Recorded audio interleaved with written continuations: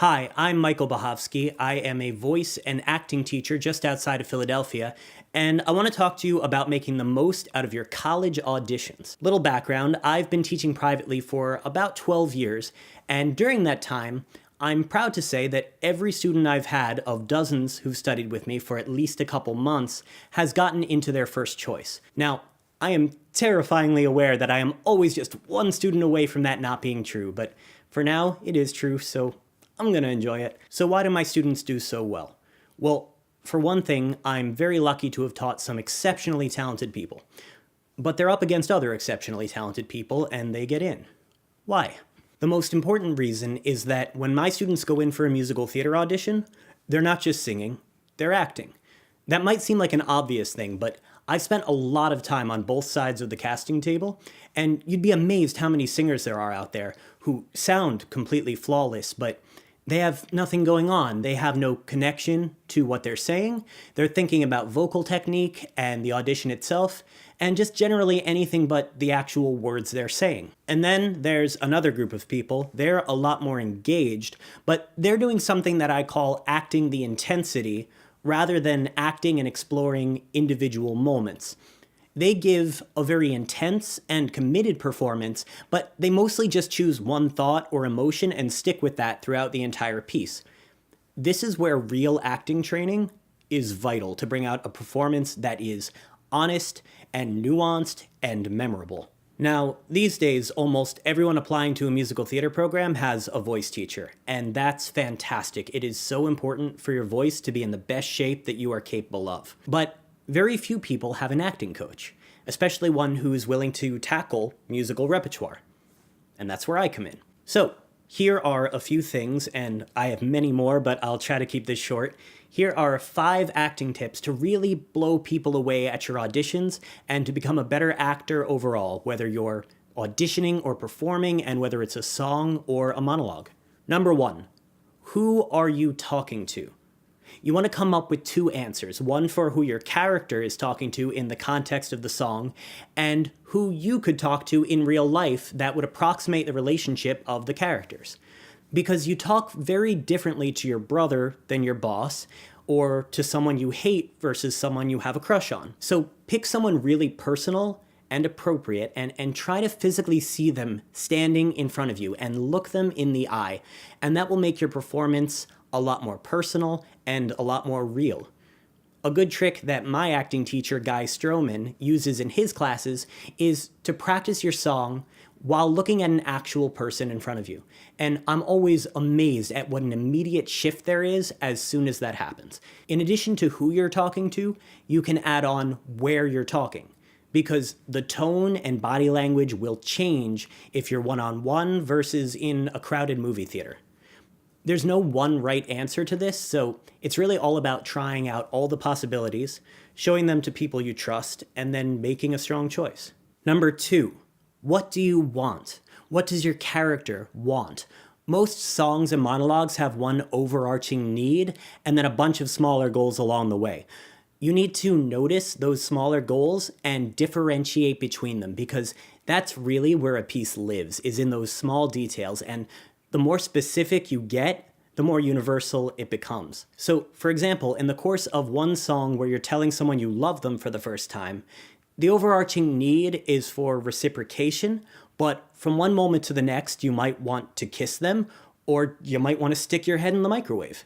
I'm probably projecting that microwave thing. Number 3, after you've decided what your character wants, determine what tactics your character uses to get it, and allow that to help you draw an emotional map for the journey of your character.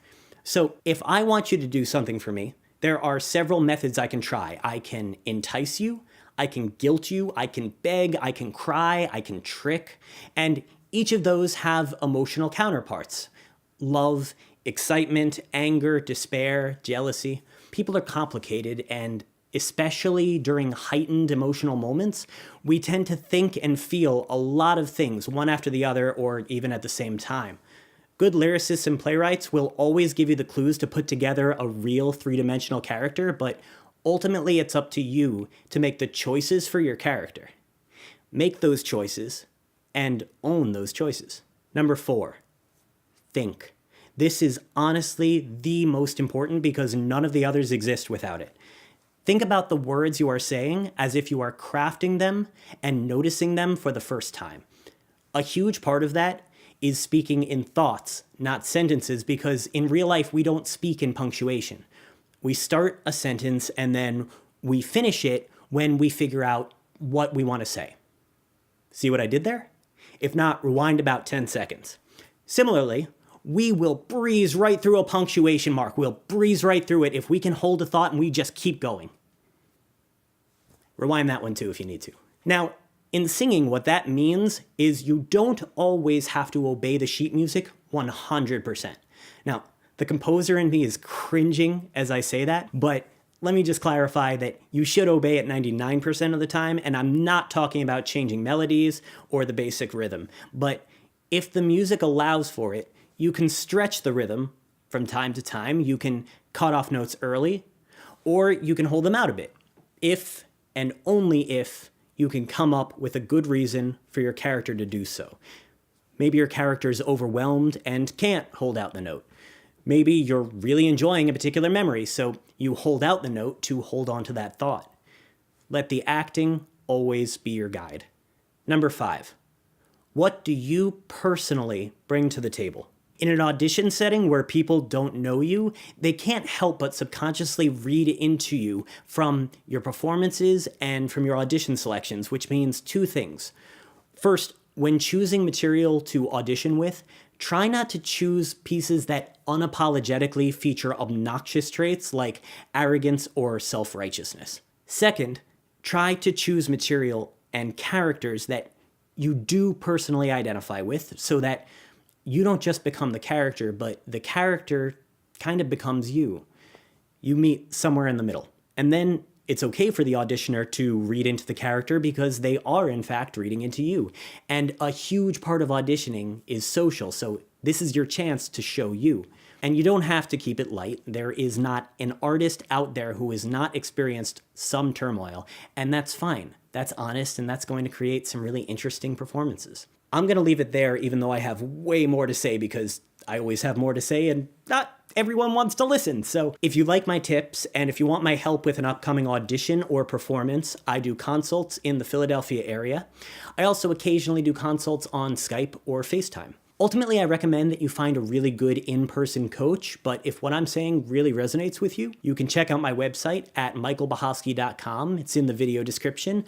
Click on contact and let me know what you're up to. And please feel free to check out the rest of my channel, which is musical parody based and not like this video at all. You can also subscribe by clicking on that button, or possibly that button. I can't keep track of YouTube. 1 grain more, a dash of millet flour might be the key. This never-ending road to gluten-free. This horrifying food I eat will never taste the same as wheat. 1 grain more. A cup of cornflake